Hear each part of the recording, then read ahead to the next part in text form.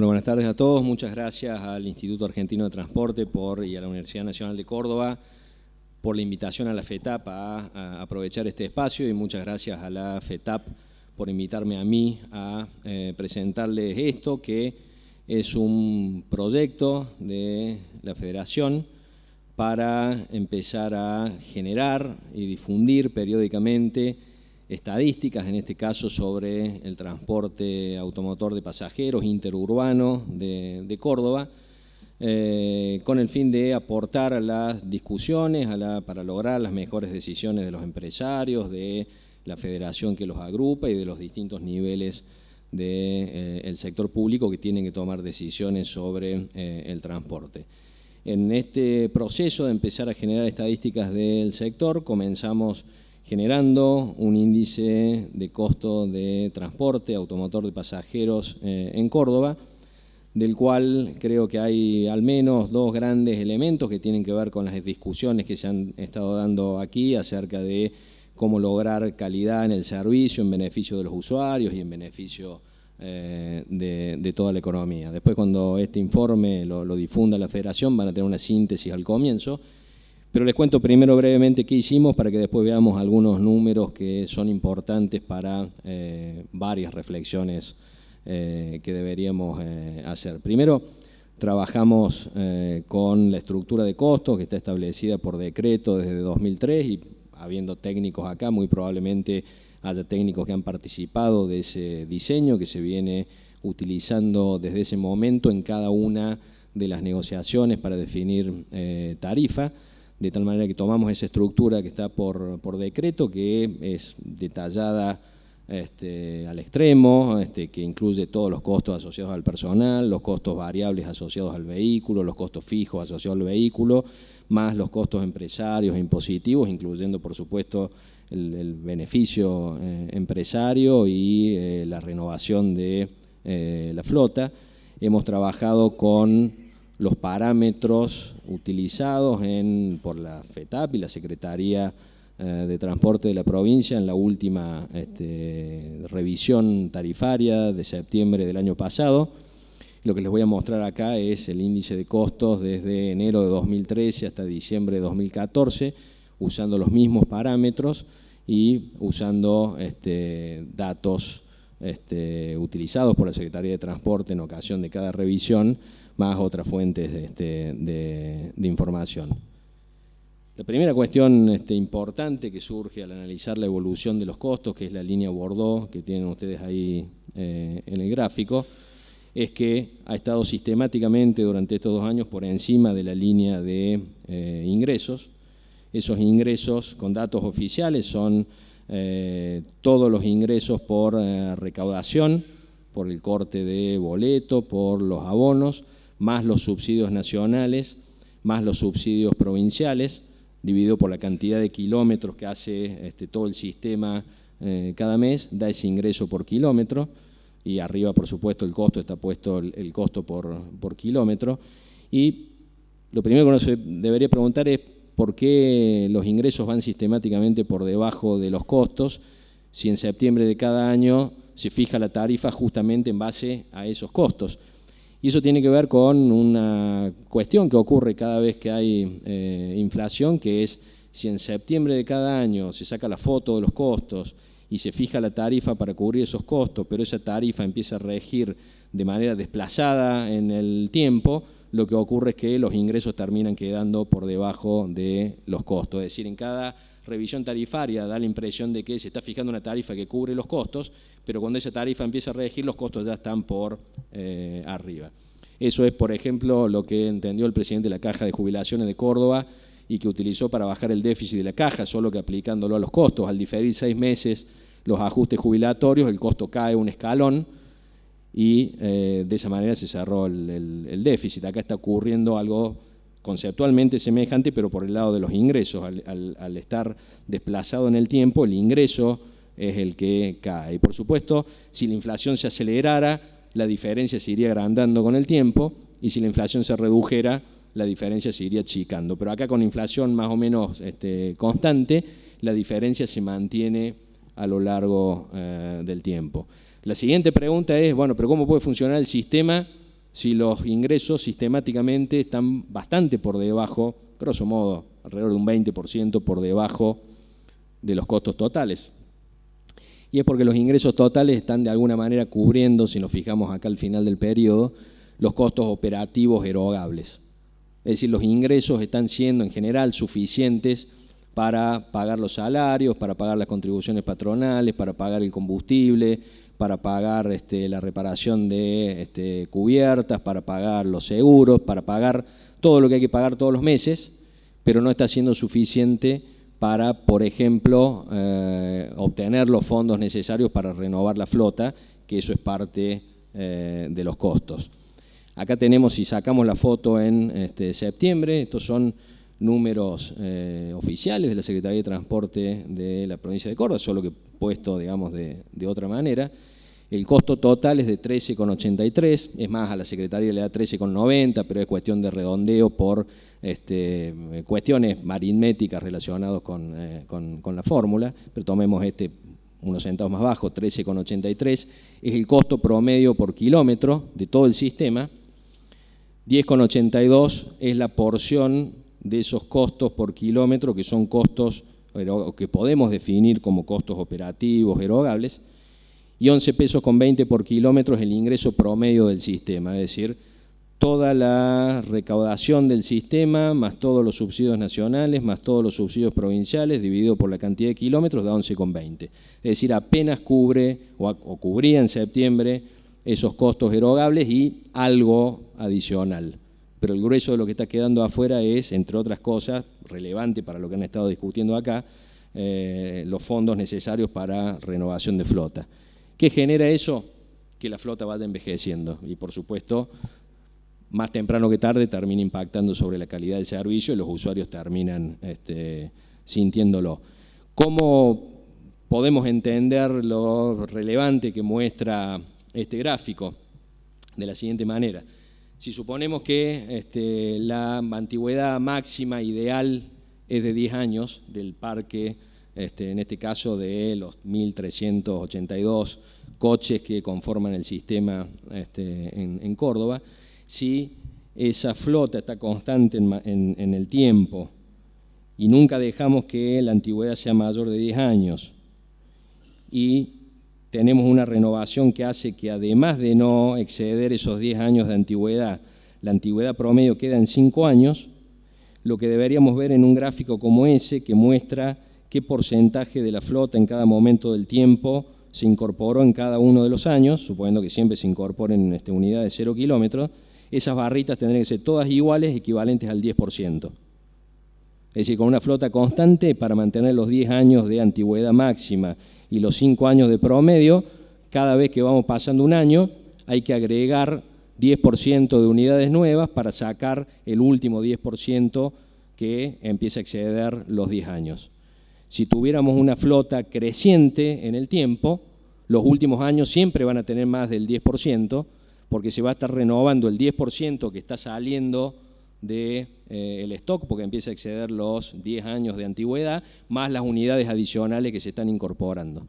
Lo que ocurrió entre finales de 2012, 2013 y 2014 es que se incorporaron 198 unidades sobre las 1.100 y pico que había en ese momento, es decir, el stock o la flota creció grosso modo entre 15 y 20%, con lo cual esas barritas tendrían que haber estado por arriba del 10%, que es esa línea a bordo, y en realidad han estado por abajo. ¿Qué quiere decir? Que no se ha renovado suficientemente la flota. Quiere decir que ha envejecido la flota, porque parte del 7,2% de las unidades de los coches que hay hoy en circulación que fueron incorporados en 2013 y parte del 6,4% que fue incorporado en 2014, en realidad son unidades nuevas, con lo cual la renovación ha estado por debajo de esos porcentajes. Y obviamente, si encontráramos algo distinto a esto, no cerraría con los números originales. Si acá viéramos que en realidad se ha estado renovando la flota para mantener la antigüedad promedio y estamos diciendo que los ingresos no cubren los costos, uno diría, bueno, ¿de dónde salió el dinero para renovar la flota?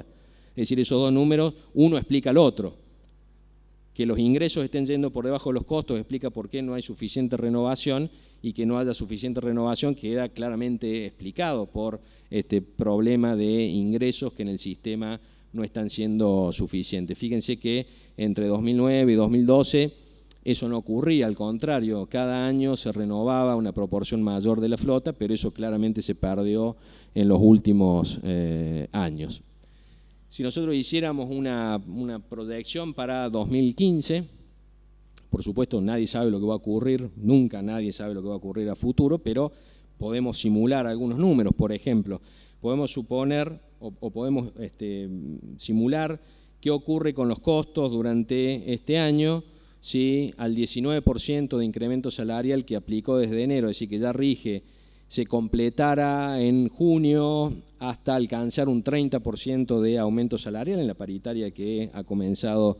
esta semana. Si supusiéramos que el costo del gasoil se mantiene todo el año en el nivel que tiene desde enero, mayor al que tenía el año pasado, pero suponemos que de ahora en adelante se mantiene todo el año, y suponemos que el resto de los costos, el costo de las unidades nuevas, el costo de cubiertas, el costo de lubricantes, es decir, el costo de los uniformes, todos esos costos se mueven al 2% mensual hasta final de año, tenemos esa línea que está ahí arriba, bordo. Y si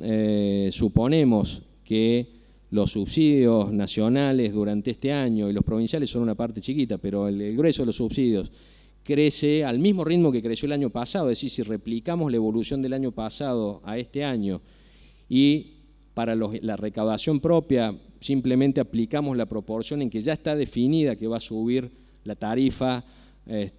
durante el año, tenemos esa línea gris de ahí abajo. ¿Qué quiere decir? El problema sigue. Y es obvio que siga porque es parte de este problema dinámico que es difícil de verlo cuando uno solo tiene los costos y los ingresos de cada uno de los meses, es decir, cada septiembre cuando se hace la revisión tarifaria, pero cuando uno lo pone en una línea surge claramente cuál es el problema. El problema es el diferimiento de la tarifa con respecto al momento en que se calcula esa tarifa para que cubra los costos del sistema. De tal manera que, bueno, mirando 2015 va a pasar lo mismo, que los ingresos van a cubrir los costos erogables, con lo cual el sistema sigue funcionando, salvo en las empresas que ya empiecen a tener problemas, que de problemas financieros pasen a problemas económicos, pero en realidad el sistema sigue funcionando porque los ingresos siguen cubriendo los costos operativos y algo más, pero al no cubrir todos los costos, uno de los problemas es que no hay dinero suficiente para renovación de la flota. Con esa simulación, si ahora sacáramos la foto a final del año, en diciembre del año, tendríamos un costo por kilómetro de 18 pesos con 40 promedio, un costo operativo erogable de 14 pesos con 35 centavos por kilómetro y un ingreso promedio de 15 pesos con 86. Es decir, una foto muy parecida a la de septiembre del año pasado. Pero adicionalmente hay otro problema que está enfrentando el sector, que es el hecho de que los subsidios nacionales no están yendo a todas las unidades del sistema. Y para compensar parte de eso hay subsidios provinciales que tampoco ni están cubriendo la diferencia ni están llegando a todas las unidades del sistema. De tal manera que la situación de las empresas es muy diferente dependiendo de la composición que tengan de coches subsidiados por la nación, coches subsidiados por la provincia y coches sin subsidio. Aquel ingreso de 11 pesos con 20 centavos por kilómetro es el promedio del sistema, pero dentro de eso hay una diferencia muy grande entre los distintos tipos de coche por el ingreso que reciben y por lo tanto situación muy diferente de las distintas empresas. ¿Cómo podemos analizar esto y las líneas que están ahí? Ahí de nuevo tenemos los 13 pesos con 83 centavos de costo total por kilómetro a septiembre de 2014 y los 10,82 de costos operativos erogables y los 11,20 de ingresos promedio por kilómetro del sistema. Si nosotros tomamos toda la recaudación del sistema por corte de boleto y por abonos y lo dividimos por el total de kilómetros, los 13 millones y pico de kilómetros por mes que hace esos 1.300 y pico de unidades en la provincia de coches, en la provincia de Córdoba, queda un promedio de 7 pesos con 29 por kilómetro de recaudación para cada uno de los coches, con lo cual el coche que no recibe ningún subsidio está recibiendo solo esos 7,29. Las unidades que están recibiendo subsidio provincial están recibiendo los 7,29 que vienen de la recaudación, más los 4.600.000 dividido entre 305 coches, terminan teniendo un ingreso total promedio de 8,85 pesos por kilómetro, la línea roja, estamos yendo de abajo para arriba. Y las unidades que reciben los subsidios nacionales están recibiendo, los coches están recibiendo 12,90 pesos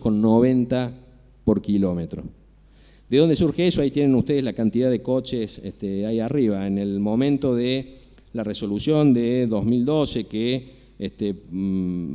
sacaba la foto y frisaba la situación de las unidades en cuanto a los subsidios, en Córdoba dejó 879 coches recibiendo los subsidios nacionales